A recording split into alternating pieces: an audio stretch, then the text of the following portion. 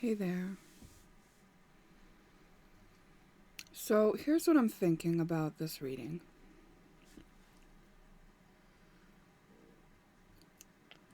I'm not sure exactly how I'm going to do it yet. I'm just going to do it and see how it works.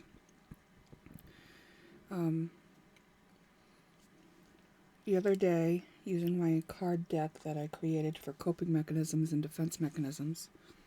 Ooh, kind of heating up my camera here. Don't want to do that.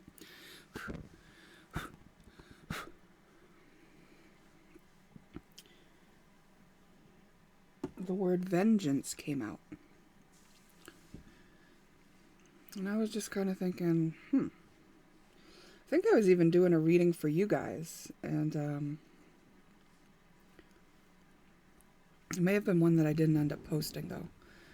So anyway, a couple days later, I was still reflecting on the word vengeance coming out because I like to take the reflections that I give and apply them to myself in any way I possibly could.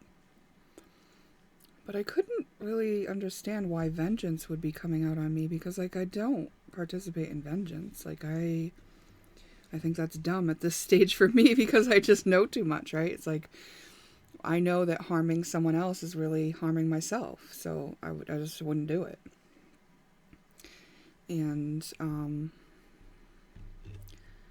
so it wasn't apparent to me why that energy would have come out of the oracle. And then I had a dream that night about a girl who's not in my life anymore, who had done me wrong in the past, and whom I did take vengeance on in the past. This was before my awakening, before I understood spirituality.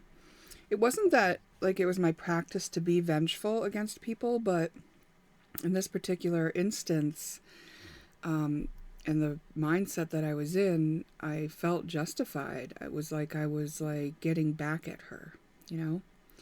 And now I understand why that's kind of dumb and that I would never choose to do that. But then I think that power struggle was how I related, because power struggle was the only language of relating I knew. And I really believed I was a good person. I didn't go around doing the things that she did to me. But then there I was doing something, to harm her in response to her harming me. And that is a war. And that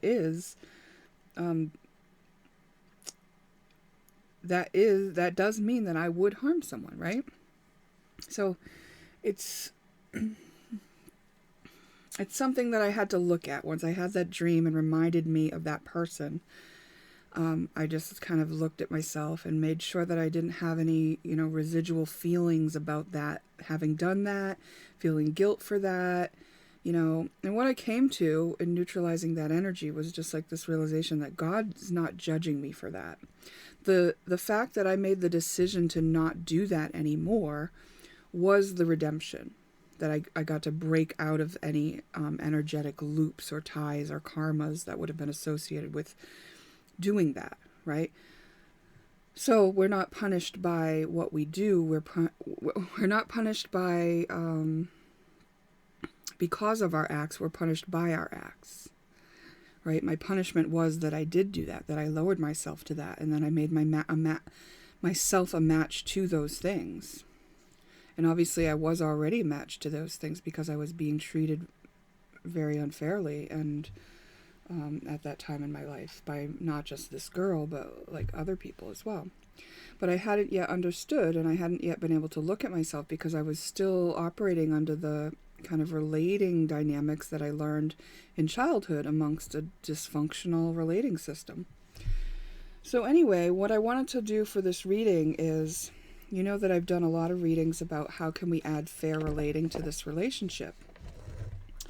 For this, I thought it would be good if we looked at where the hidden power struggle is in your relating.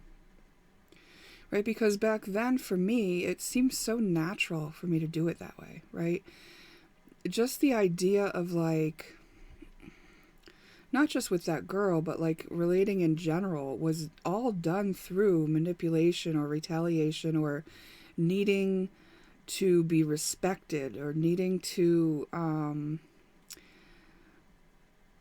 get my worth based on how other people were treating me or what they thought of me, or, you know, like, just, there would be these situations where, say someone wronged me, then I would want to tell everybody to get them to understand, and to so I would feel justified in being hurt by that and victimized by that. And that's like what the ego does.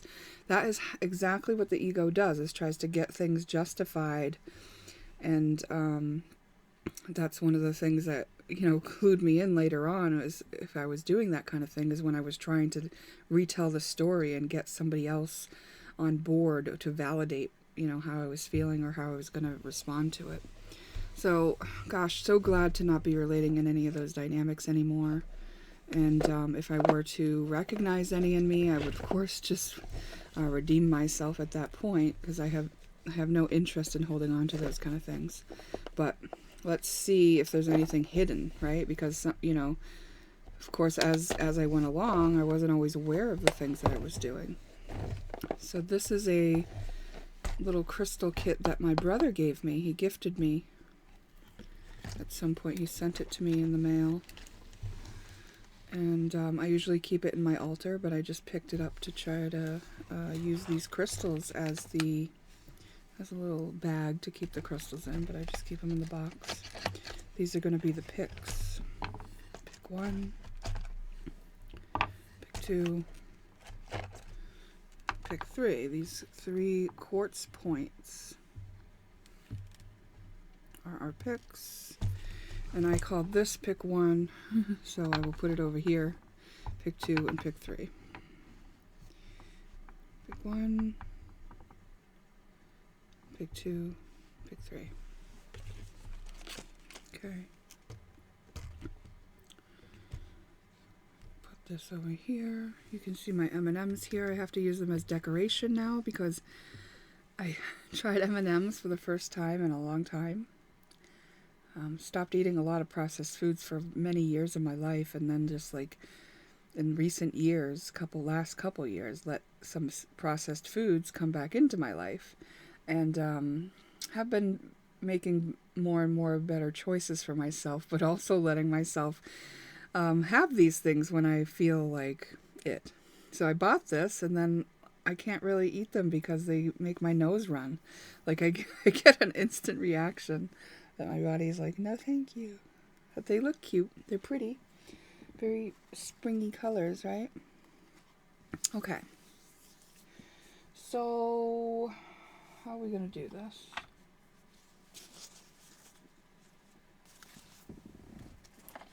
I wonder where my fair relating deck is.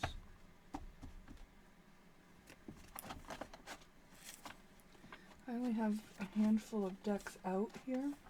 Oh, here it is.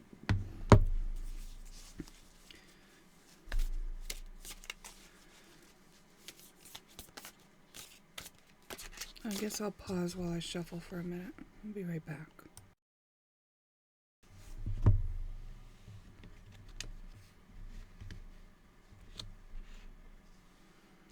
Okay.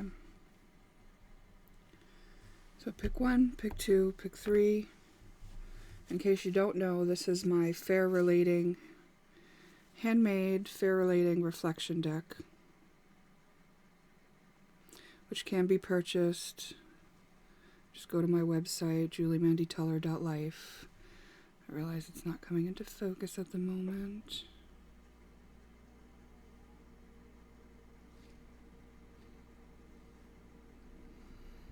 Come on.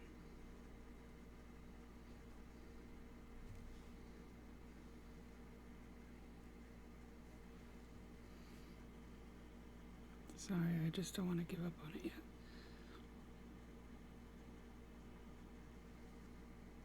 There we go. Okay. So I sell this deck for $33 plus shipping. Or if I can deliver it in person, if you're local, then no cost for shipping. But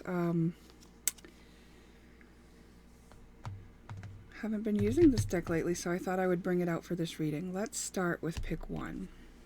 Okay, we're looking at where is power struggle hiding in your relating dynamic?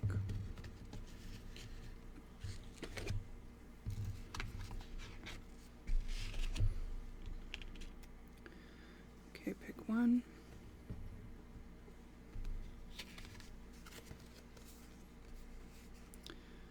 We got the card self-loathing and an ending. Okay. You know, one thing that can happen is in this unfair relating and this power struggle relating is we might be a person that even though we're around kind of this kind of abusive kind of relating, this dysfunctional relating, we're not the kind of person who wants to turn against someone else. So we end up turning against ourselves, right? So that seems to be what's going on here.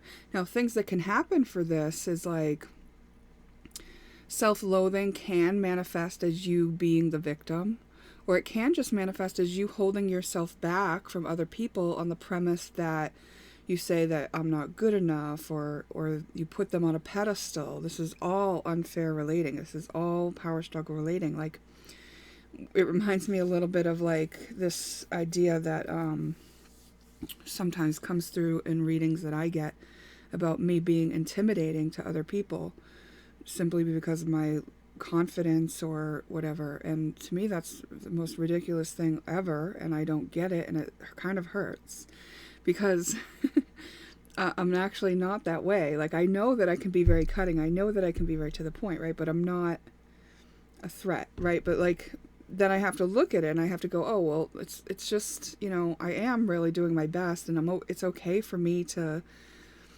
be exacting and to the point, and I'm not like literally trying to hurt people, and you know, so like I have to allow for the fact that like if someone's intimidated, it doesn't mean I'm intimidating, right? It could mean that they are thinking lowly of themselves. So like if you are thinking lowly of yourself, it does affect your relationships. And just think about the example that I just gave where somebody else could be really, you know, not being enjoying that relating with you when you are self-loathing. Maybe you're always self-deprecating. That's another uncomfortable thing for me when I'm around people who are self-deprecating. It's like I don't want to have to be the one to rescue them from themselves. Like, I like to help people who are at least helping themselves. So self-loathing looks like you're actually like harming yourself. You're doing self-harm right in front of me. That's very uncomfortable, you know? Now, you know, this isn't like shaming the victim or anything like that, right? Because like self-loathing, it could be like a hiding place from having power used against you, but you don't realize that you're actually taking power to do that.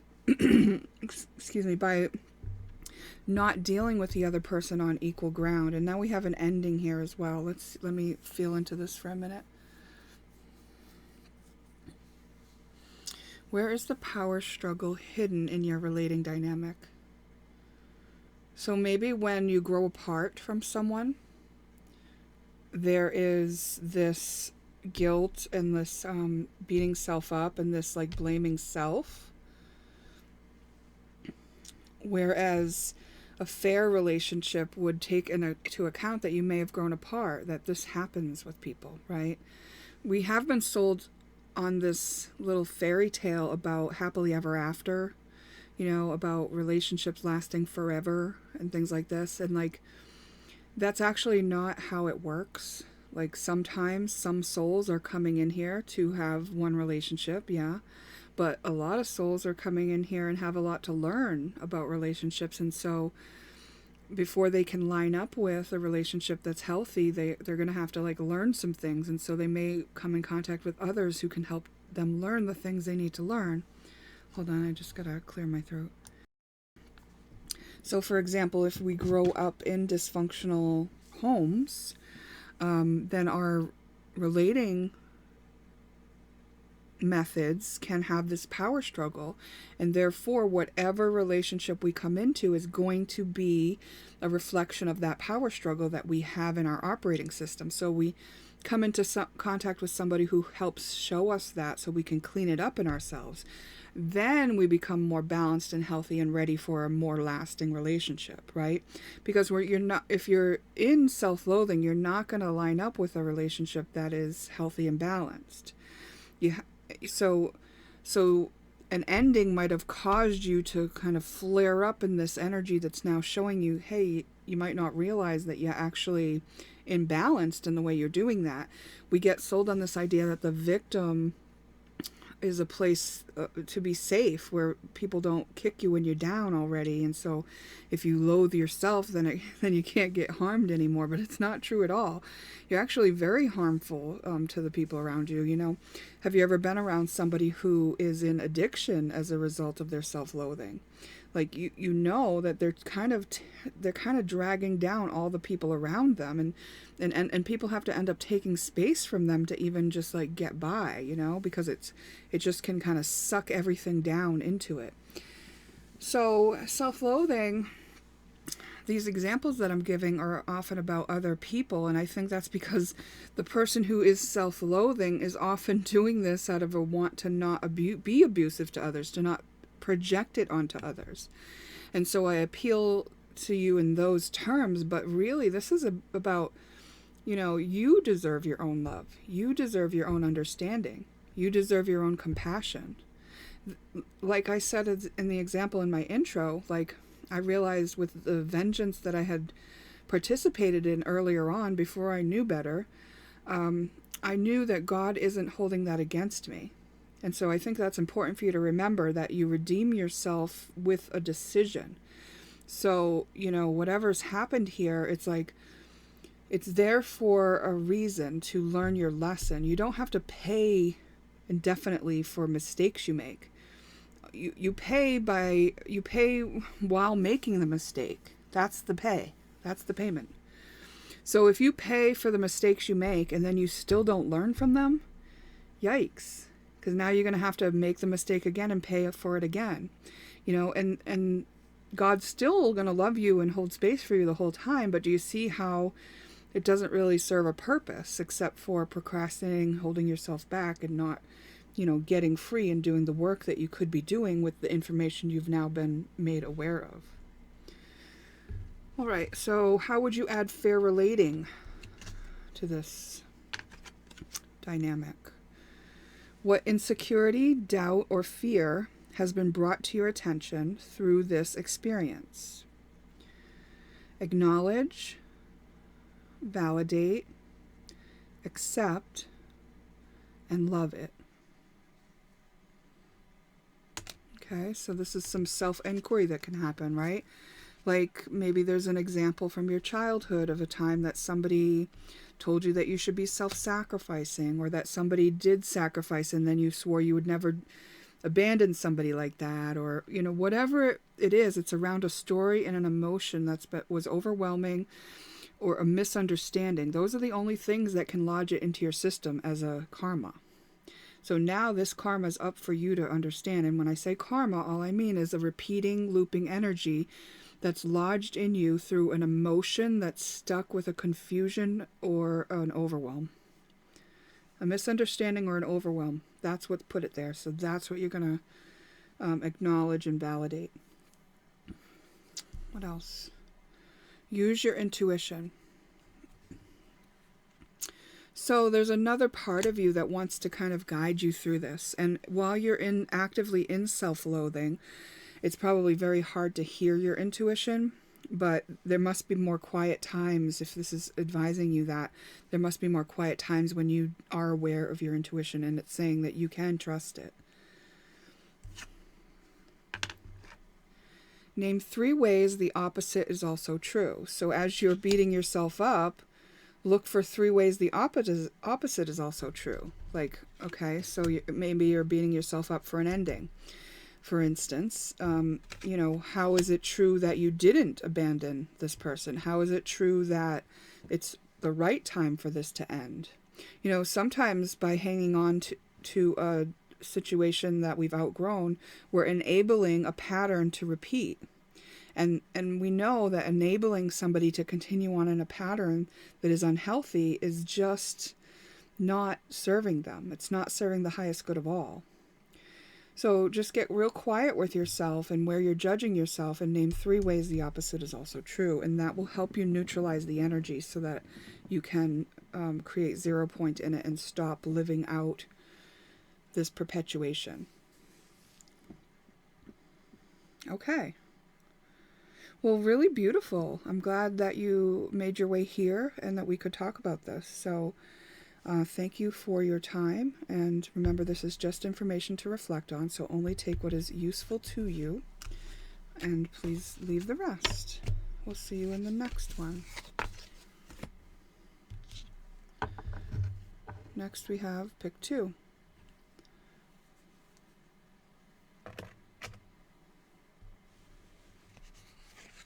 Pick 2. Where is the power struggle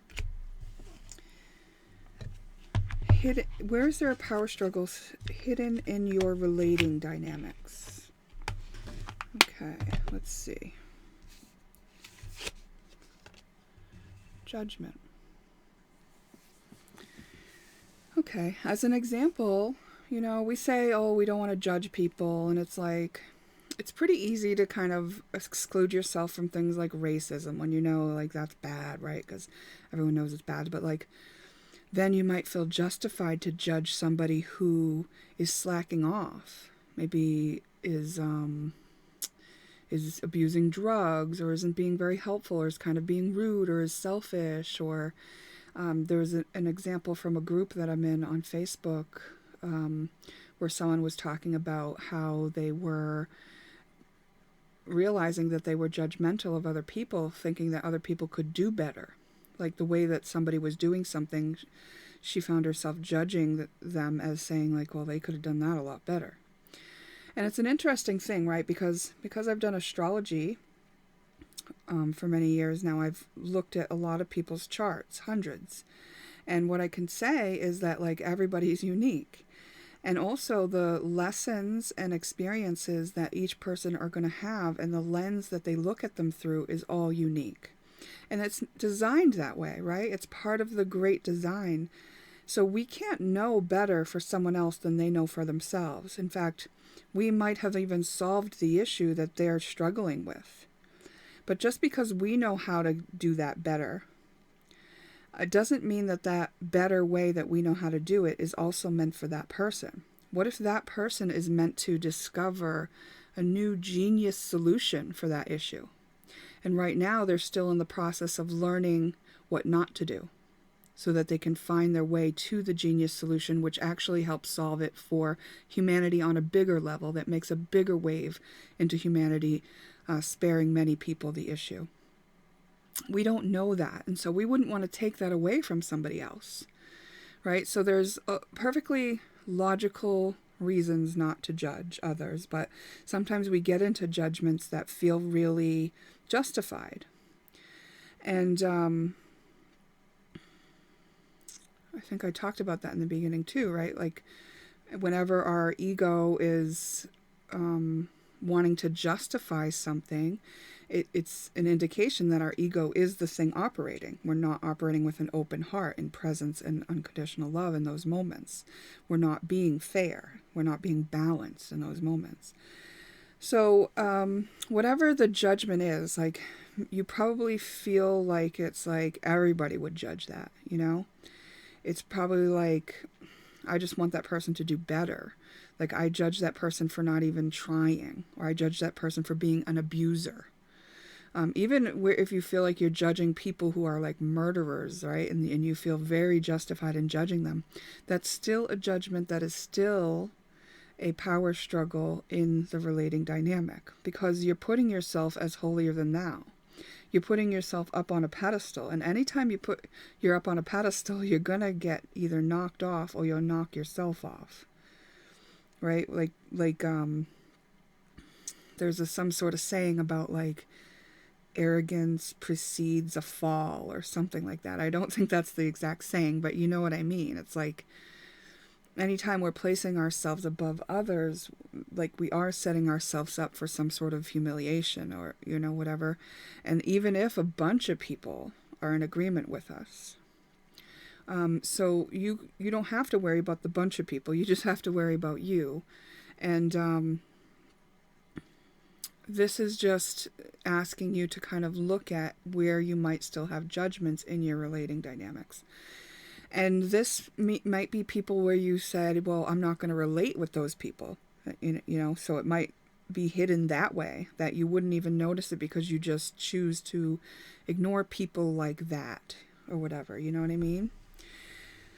I was talking about with my life coach the other day, the idea that like there are certain people that, maybe they're still kind of in suffering and not doing the shadow work they would need to do in order to break free from like addictive patterns and things like that. It's like both of us agree that we wouldn't like exclude ourselves from like having conversations with people like that, but we might have we might not agree to have them in our lives, on a close basis, right? Because you can get sucked into other people's stuff if they're not cleaning up their stuff. So that's a discernment. That's not a judgment.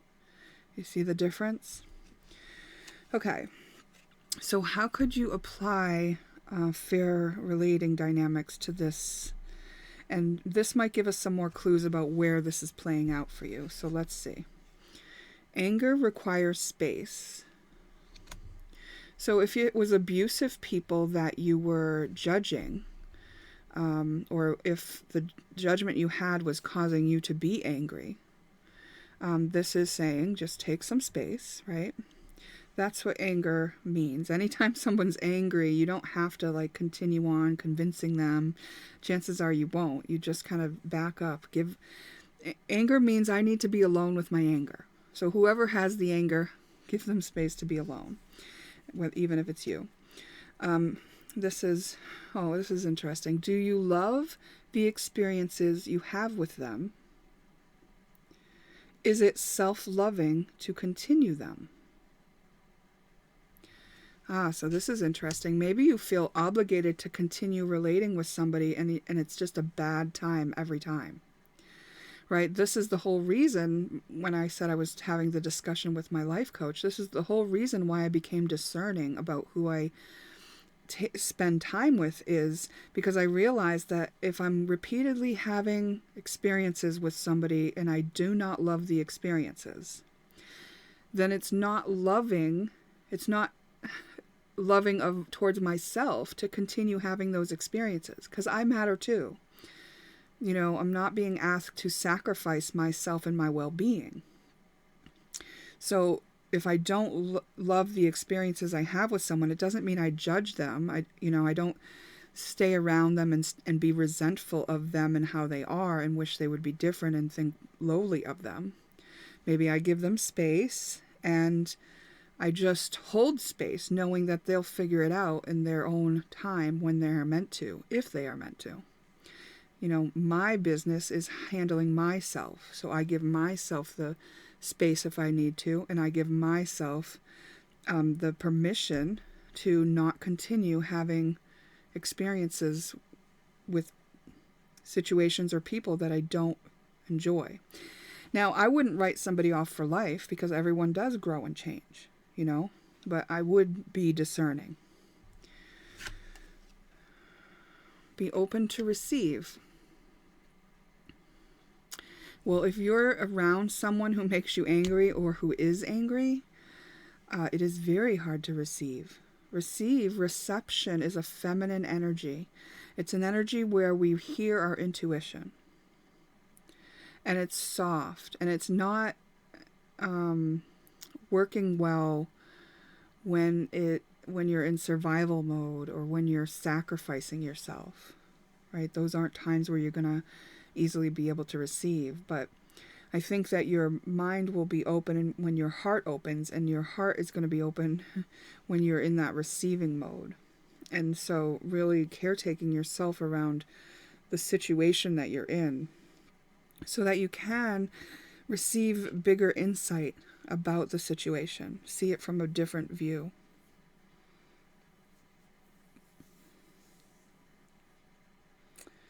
Yeah. Okay. So pick 2. This is just information to reflect on. Thank you for spending your time here and doing so.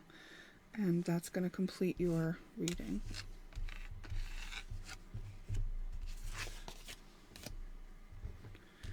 Okay, next we've got pick 3. Pick 3. What is the hidden power struggle in your relating dynamic? Hidden power struggle. The few cards came out here. So, depersonalization. I'm just going to look at them all to get a bigger picture. Deceptive.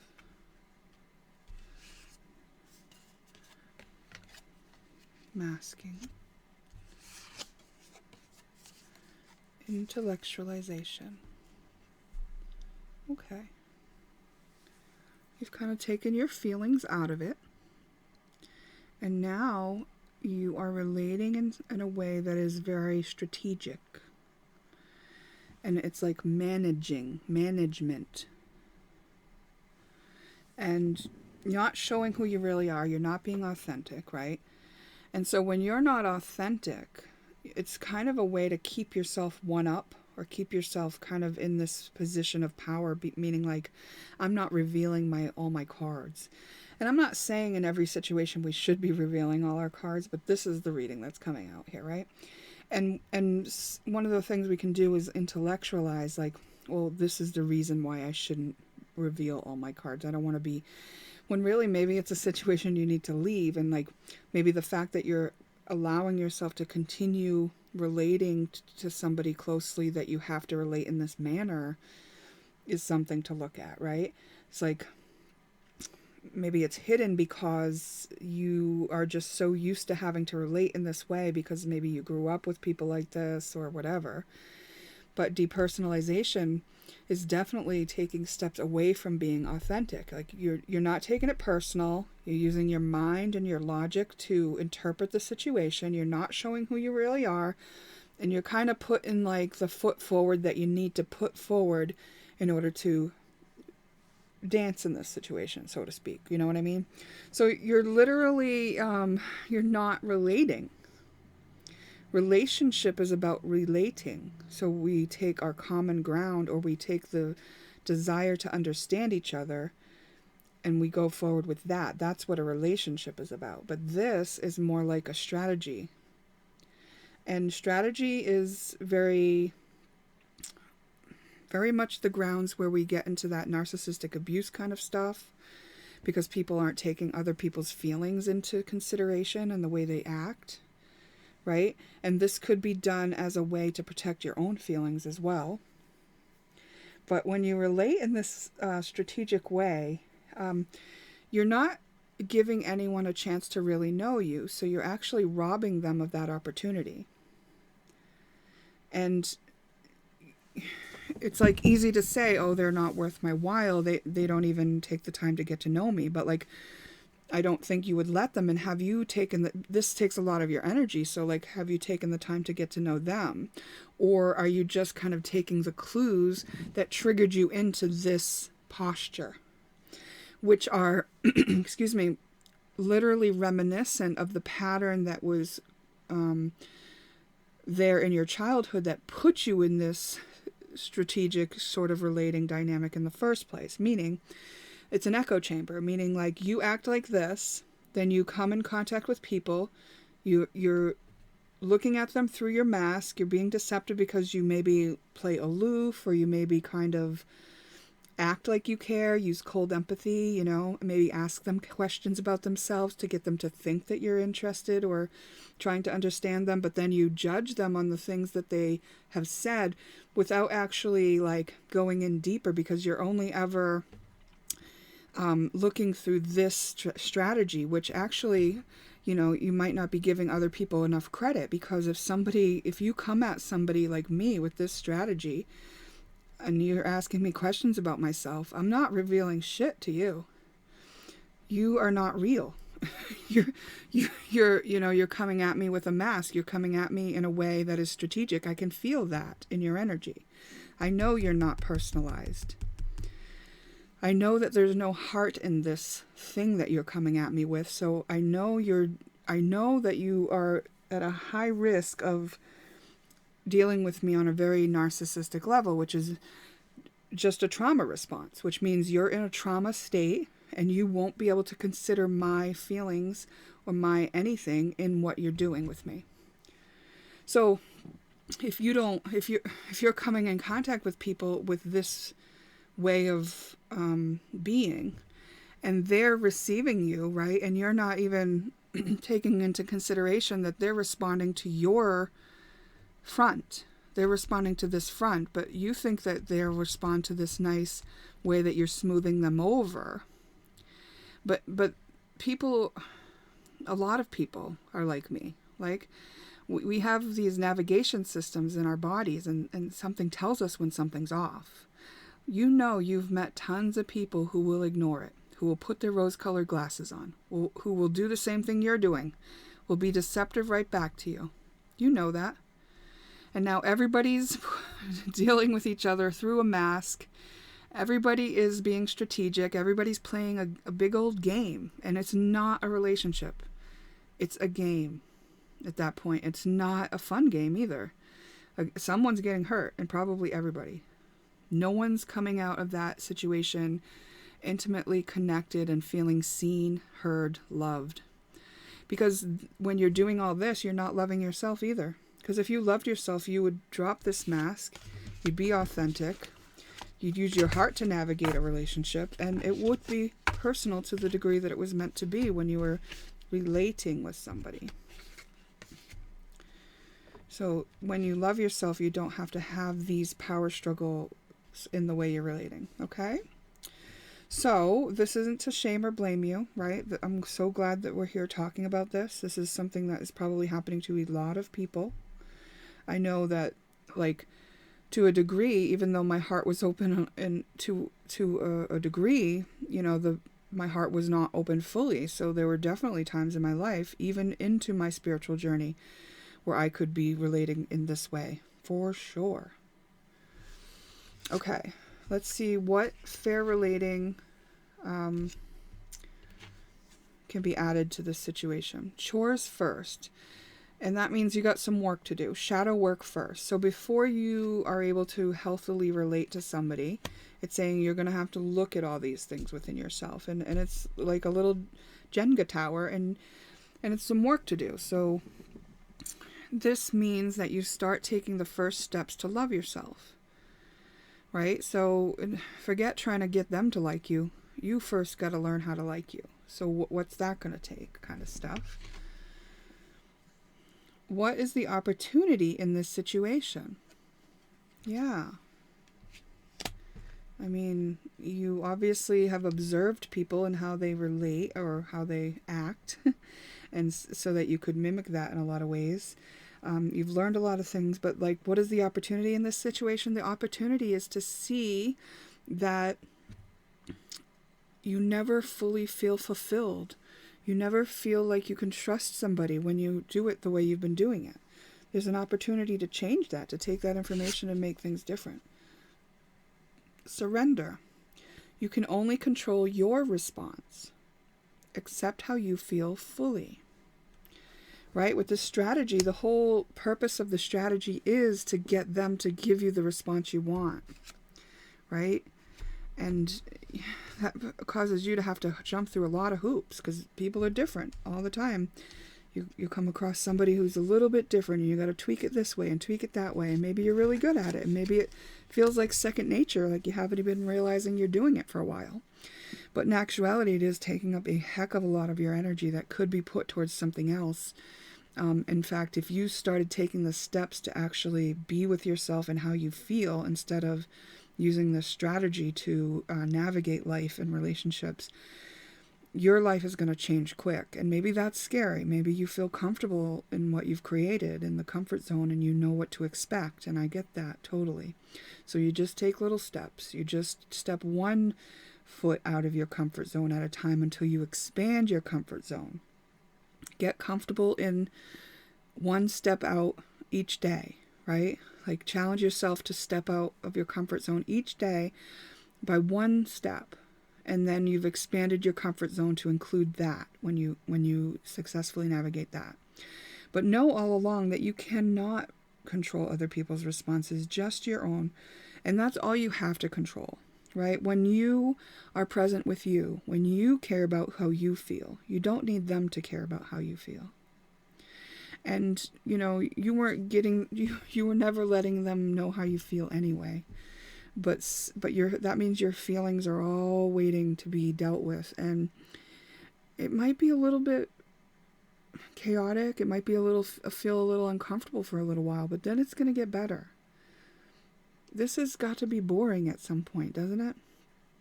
And more people are going to be like me. More and more people are going to be more and more aware of seeing under the surface and adjusting themselves when they know something is off. So this strategy isn't going to work that much longer anyway. So might as well get to work on freeing yourself and getting yourself to the point where you can successfully stand in your own authenticity and truth and love it and know that you are lovable for it and know that nothing you could ever do would make you unlovable. You know, take God's view of you. All right, pick 3. That's beautiful that you're here to listen to a reading like this. So thank you. Thank you very much for doing this work, for loving you, for spending your time here. Remember, it's just information to reflect on, so only take what is useful to you. And this is something where you got some stuff to do, and there's a lot of research out there. There's a channel called The Healthy Gamer, GG. He talks a lot about things that could help. Who else? Richard Grannon, Sam Vaknin. These guys kind of have some information that might help you detangle some of this kind of stuff. And, or just, you know, trust your own intuition to guide you. But I don't necessarily see that you've been leaving a lot of room for your intuition to guide you, okay? So that's where the surrender comes in. Hold on. I do want to say, like, I see you are in a stronghold here, you know? What you're about to do isn't going to be easy. It's not even going to be easy to take the first step. But you only have to take one step at a time, you know?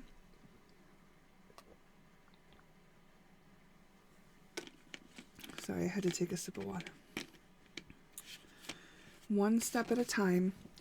And you do that. Get your momentum going. The universe will back you. It'll be like, you know, the wind's at your back kind of thing. It'll get easier and easier and more fulfilling. And I know that it'll be worthwhile. Okay, I'll let you go now. Bye.